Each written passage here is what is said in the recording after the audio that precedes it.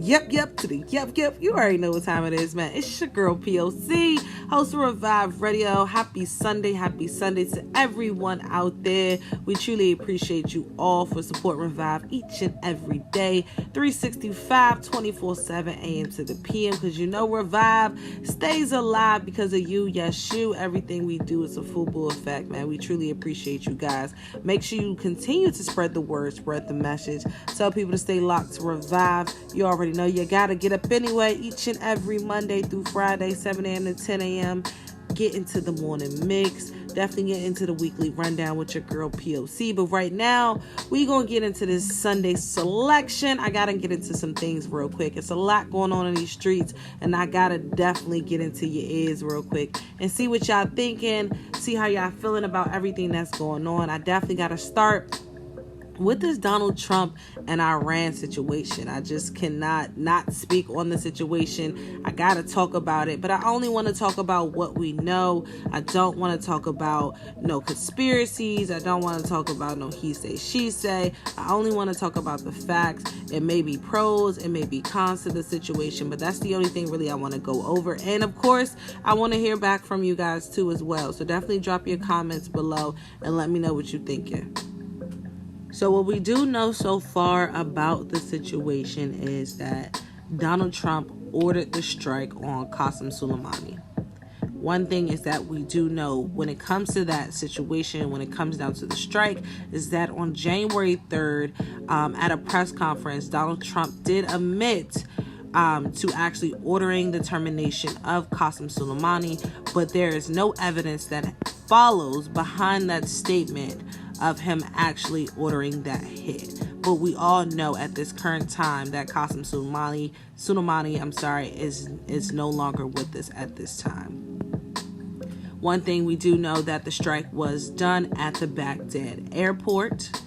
Also, we do know is that also at that press conference on January 3rd, Donald Trump stated that he caught Qasem Soleimani actually plotting on the U.S., and that was one of the reasons why he sent that hit.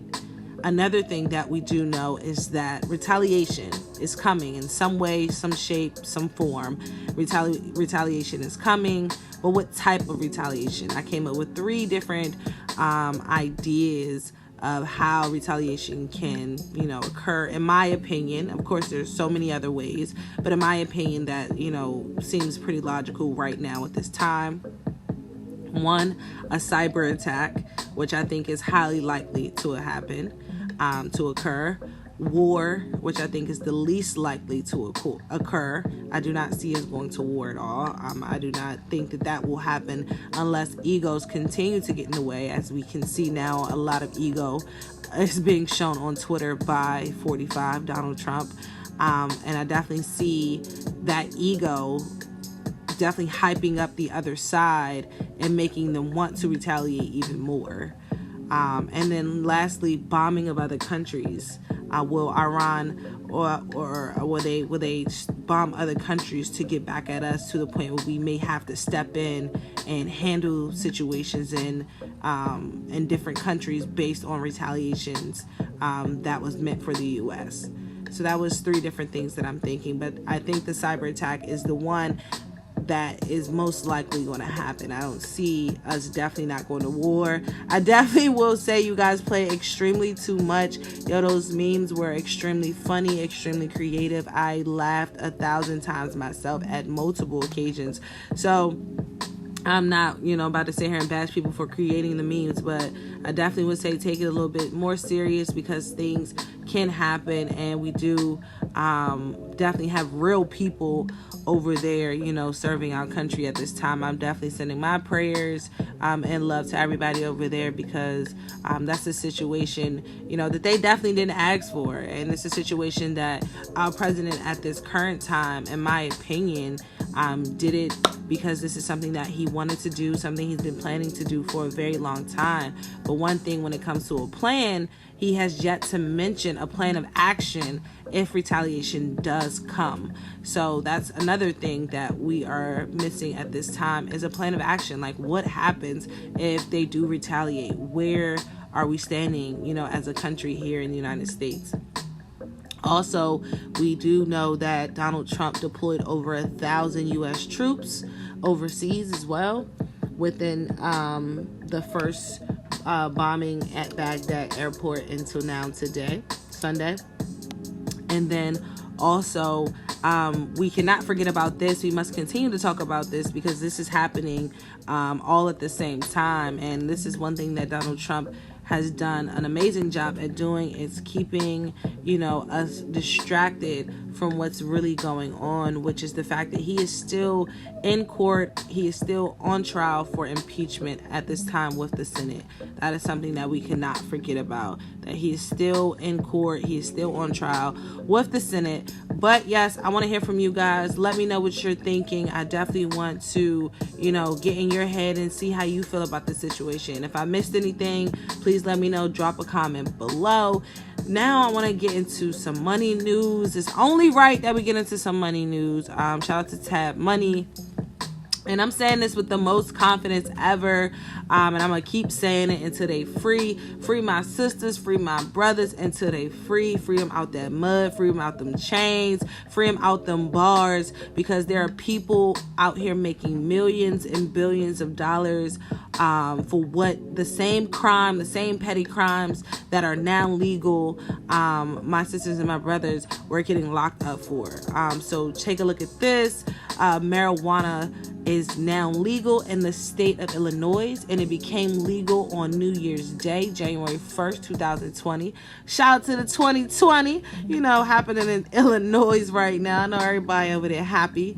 And it did a big first start. It did a big leap on the very first day that the dispensaries opened. About 37 dispensaries opened in the state. 77,128 transactions was made on Wednesday alone. This is just on the first day it opened. 77,128 transactions was made on that Wednesday, which generated over $3.17 billion in sales. Yes, I said it. $3.17 million in sales. Like I said it, free my brothers, free my sisters until they free out them bars. Illinois became the 11th state to legalize recreational marijuana since 2012. Shout out to Obama, 44. But yes, legalizing marijuana recreationally is the key word here. Shout out to Illinois for legalizing recreational marijuana. That is really big. I think this is something that a lot of people should jump on right now, especially if you're in that state. It is a $1 billion industry, as we can see. In one day, it made $1 million. I would definitely say if you got some change in your pocket, definitely look into investing into the cannabis industry for real, especially in the states where it is recreational, because it's legal, baby. It's legal. Enough said. I'm just going to leave it at that. Lastly, I just want to say, man, I truly support everybody who supports me, but make sure you guys subscribe to that YouTube channel and the newsletter so you can stay locked with everything we got going on. And don't forget to donate to keep Revive alive for the next 365 days. You can find that donate button at the bottom of our homepage at reviveisalive.com. But yes, man, lastly, I just want to give a huge shout out to Megan Thee Stallion, man. Megan Thee Stallion had an amazing 2019. She did everything that a girl could possibly want to do as far as, knocking down Billboard charts, kicking down doors, taking pictures with Blue and Beyonce. She's just really doing it, for a pop-out artist. First year. This is not her first year, but this was like 2019 was like her first big year, mainstream, and she's just really being on big stages. But speaking of big stages, she's kicking off big stages 2020, and she just claimed her spot at the 2020 Coachella. I am super excited for her. Super excited. I went to Coachella and I saw Lady Gaga. Super shade, yes, because Beyonce was supposed to be there that year. But yeah, Coachella was a complete wave. It was a complete movie, and I already know with Megan being there, it's going to be even more of a movie. So real hot girl, shh. definitely feeling this hot girl wave. Definitely big ups to Megan Thee Stallion and her team. That's a big one. Claiming that spot at Coachella 2020.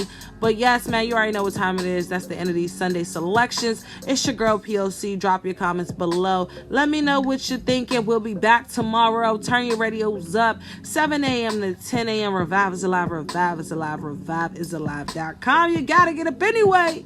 It's your girl P.O.C. It's your girl Suzanne Christine. Make sure y'all tune in to Revive Radio. Sue that.